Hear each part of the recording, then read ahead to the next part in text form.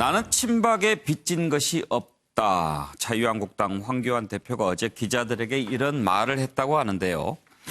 일부에서 도로 친박당 이런 얘기가 나오니까 여기에 대한 반격으로 한 얘기인 것 같습니다. 어제 기자들과 간담회를 가졌는데 그런 얘기를 했고요.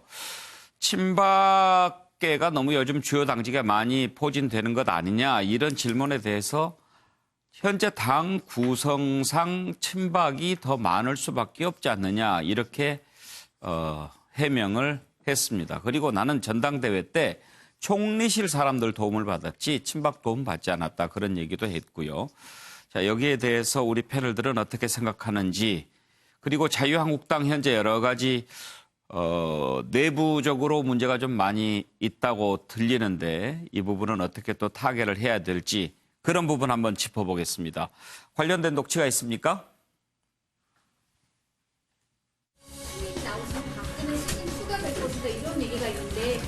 거듭 말씀드리지만 저는 개파를 떠난 바른 정치에 함께하기 위해서 입당하게 되었습니다. 그래서 어떤 개파와 관련된 그런 말씀을 하거나 또 그런 입장에 제가 설 수 없고 또 서지도 않겠다는 말씀을 드리도록 하겠습니다. 여러분들이 우리 당의 당직 현황을 한번 잘 분석해 보십시오. 그런 말들이 맞는 것인지 금방 아실 수 있습니다. 우리 당은 개파가 없어졌습니다. 지난 2년 3번 선거에서 졌을까요? 우리가 나뉘어서 졌던 거예요. 분열해가지고 졌던 겁니다. 이제는 방법이 뭡니까? 뭉치는 거예요. 나는 친박 신세 진짜 없다. 이 얘기를 구태 할 필요 없어요. 역시 정치 초짜니까. 그래서 좀 굉장히 불안한 것 같아요. 그러니까 황교안 대표의 리더십이 없는 거예요. 세상이 다 알잖아요. 친박이 도와서 당대표 됐고. 비박들이 끓는다고 하니까 나 아니다 하니까는 가만히 있었으면은 친박이라도 지원해 주는데 여기서 찔끔 저기서 찔끔 여기 파 저기 파 이러고 다니다는 결국 자기 혼자 외롭게 남는다. 예, 최경철 의원. 지금 앞부분에 들었던 황교안 대표 녹취는 어제 얘기는 아니고 그 전에 했던 발언들을 이제 저희가 보여준 거고 어제는 기자들 간담회에서 그런 얘기를 한 모양인데 거기 부분은 뭐 이렇게 취재가 잘 안 됐던 모양이죠. 녹음도 없고 그런 거 보면. 네, 번개를 해서 뭐 취재 기자들이 가긴 갔는데 갑자기 식사를 그렇죠. 하자 그랬군요. 네, 많이 가진 않았고 안 간 사람들도 많았고 예. 그래서 뭐 제대로 취재가 안 된 부분이 있었는데 그래도 굵직굵직한 것들은 다 취재가 됐었는데 예. 근데 황 대표께서 어제는 주로 젊은 기자들이 많이 갔습니다. 젊은 기자들이 많이 갔을 때 발언을 하셨는데 결국에는 오늘 신문 일면 장식한 것은 결국엔 이해찬 대표가 더 큰 뉴스로 나왔습니다. 오늘. 왜냐하면 이해찬 대표가 전혀 예상하지 않았던 말들을 많이 내놨거든요. 일본하고 관계를 너무나 척지면 안 된다. 이웃은 이웃이다. 예상치 않은 발언이 나오니까 일면 톱으로 가는 겁니다. 예. 하지만 황 대표님은 신문 일면 톱을 가지 못하고 결국엔 정치면 밑에 대부분 깔렸습니다. 일면 톱을 노리고 그런 얘기를 했을까요? 정치인은 항상 일면 톱을 잡아야죠. 정치인은 항상 돋보이는 말을 하고 돋보이는 말을 해서 방송에도 많이 나오고 박지원 의원 한번 보십시오. 항상 돋보이는 말을 통해서 스포트라이트를 계속 받지 않습니까? 정치인은 바로 그러한 것들을 통해서 정치인의 위상을 과시하는 것인데 황 대표께서는 저런 실력이 좀 부족한 것이 아닌가. 결국에는 어제 나는 친박에게 별로 빚진 것이 없다. 이 말은 별로 기자들한테 솔깃한 말이 아니거든요. 왜냐하면 기자들이 그것을 믿지 않지 않습니까? 왜 신세를 지지 않았습니까? 결국에 친박의 지지가 없었으면 어떻게 당대표에 올라갈 수 있겠습니까? 그것은 아니죠. 어쨌든 황 대표께서는 현실을 제대로 짚거나 아니면 상황을 파악한 뒤에 내일에 대해서 정확하게 목표를 새로 짚어버리는 그러한 지르는 능력이 좀 부족한 것이 아닌가. 결국에는 황 대표께서 좀 카리스마를 유지하시려면 좀 말씀하시는 것도 이제 좀 박력을 놓고 마키아벨리가 얘기하는 사자의 공포와 위험을 좀 갖추는 대표가 되셔야 할 것 같습니다. 예. 일면 톱을 노렸다. 최 의원은 약간 좀 색다른 시각에서 보신 것 같은데 정태근 의원은 어떻게 보십니까? 우리 최성철 의원도 박지원 의원 얘기를 인용하시던데 예. 사실은 박지원 의원님이 지금 저렇게 말씀하실 처지가 아니에요. 지금 뭐 민주평화당이 우리공화당하고 지금 지지율을 지금 경쟁하고 있는 상황이고 곧 분당을 지금 앞두고 있는데 남의 당 걱정을 너무 많이 하시는 게 아닌가 싶은 생각이 좀 들고요. 박지원 의원은 남의 당 걱정만 하는 게 아니라 나라 걱정을 다 하는 아니, 그 자기 당 걱정부터 먼저 하시라는 얘기. 걱정 안 하는 분야가 거의 없는 것 같더라고요. 예.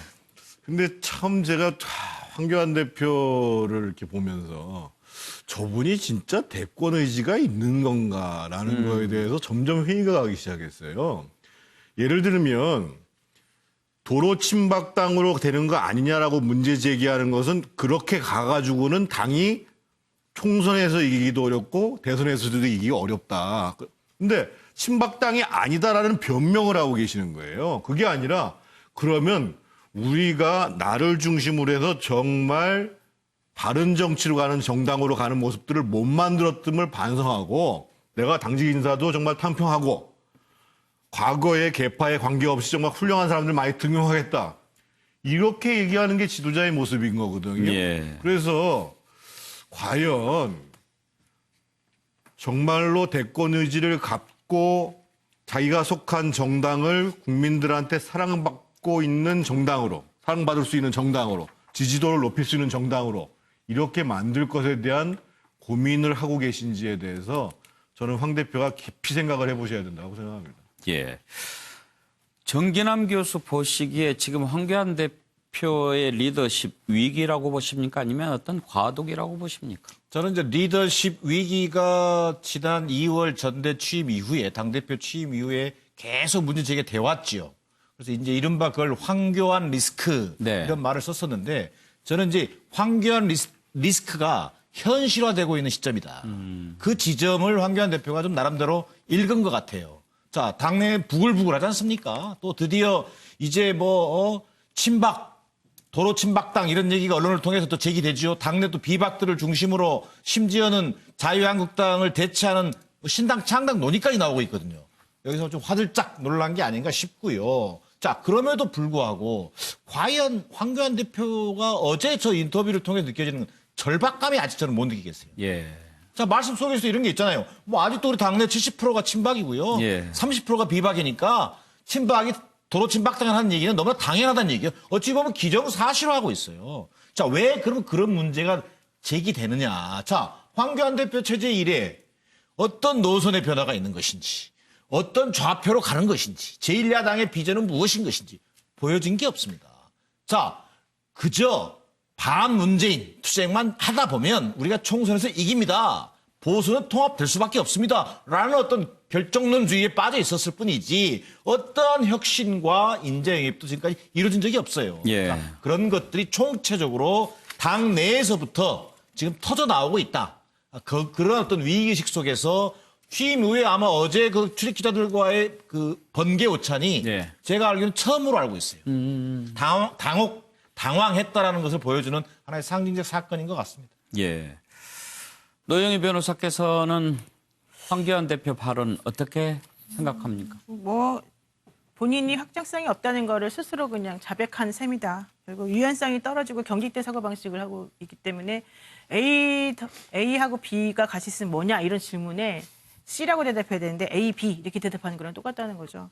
그러니까 기본적으로 본인 생각하기에는 본인이 예컨대 박근혜 대통령 시절에 국무총리가 그분으로부터 임명이 되고 법무부 장관이 되고 이랬다는 것은 분리시키고 단지 현재 지금 그 박근혜 전 대통령을 추종하는 사람들로부터는 어떤 도움 받은 게 표면적으로는 없다는 거를 생각해서 저런 발언을 한 게 아닌가 생각이 들고요.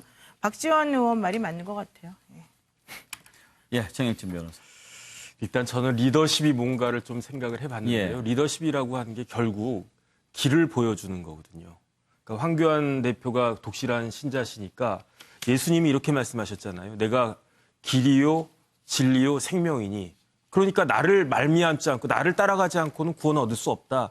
이런 걸 딱 보여줘야 되는데 황교안 대표 그다음에 이제 정치인이라고 하는 것은 하는 사람은 어떤 분이냐면은 나를 따라오면 우리가 이길 수 있다. 이걸 갖다가 보여주는 사람이 정치인인데 황교안 대표는 이제 문제풀이하는 것 같고요. 그러니까 그다음에 이제 정태근 의원님 말씀하신 것처럼 변명하는 것 같고 그다음에 무엇보다도 스스로 불안해하는 모습을 보여준다라고 다른 당 사람한테 지금 지적당하고 있지 않습니까? 정치 초짜 뭐 이런 이야기까지 들으면서. 그래서 황교안 대표의 리더십에 의문이 지금 스물스물 생기는 것 같고 이 부분은 본인이 반드시 극복해야 될 문제가 아닌가 싶습니다. 예. 뭐 리더십 얘기하면서 예수님 얘기까지. 예, 권혁기 관장 얘기까지 듣겠습니다. 예, 친박에 빚진 것 없다. 전당대회 때 총리실 출신의 도움을 받았다. 저 말이 진심이어도 전 문제라고 봅니다. 진짜 친박 의원들이 정치적으로 굉장히 서운하고 배신감이 들 것 같고요. 도로 친박당이라는 것에 대한 해명이어도 사실은 문제입니다. 그러니까 하지 않으셔야 할 말씀을 하신 거죠. 지난 전대 당시에 비박의 오세훈 후보와 경쟁을 했고 친박의 전폭적인 지원으로 당선된 걸 온 국민이 다 아는데 저렇게 해명하시는 건 일단 어불성설인 것 같고요. 그리고 이제 본인의 당직 인사, 국회직 인사에서 이미 도로 친박당의 이미지를 본인 스스로 만들어 버렸습니다. 사무총장, 대변인, 비서실장, 그리고 예결위원장 후보를 바꿔가면서까지 김재원 의원을 예결위원장으로 앉히면서 당과 국회 요직에 대거 친박 인사를 임명했습니다. 결국 황교안 대표가 박근혜 전 대통령의 정치적 그림자에서 벗어나야 되는데 당신이 그냥 박근혜 전 대통령의 그림자, 친박 위인들의 정치적 틀 안에서 그냥 당대표로서 대선 후보로서 길을 가겠다 이렇게 결심을 하고 있는 것 같아 보이고요. 결코 중도층을 끌어안을 수 없는 정치 행보로 가고 있다. 그리고 그 해명도 저렇게 여전히 이것도 저것도 아닌 세모 리더십의 메시지로 계속 일관되는 한은 어려운 길이 예상이 되고요. 강단이 있는 지도자의 모습으로 좀 탈바꿈할 필요가 있어 보입니다. 예.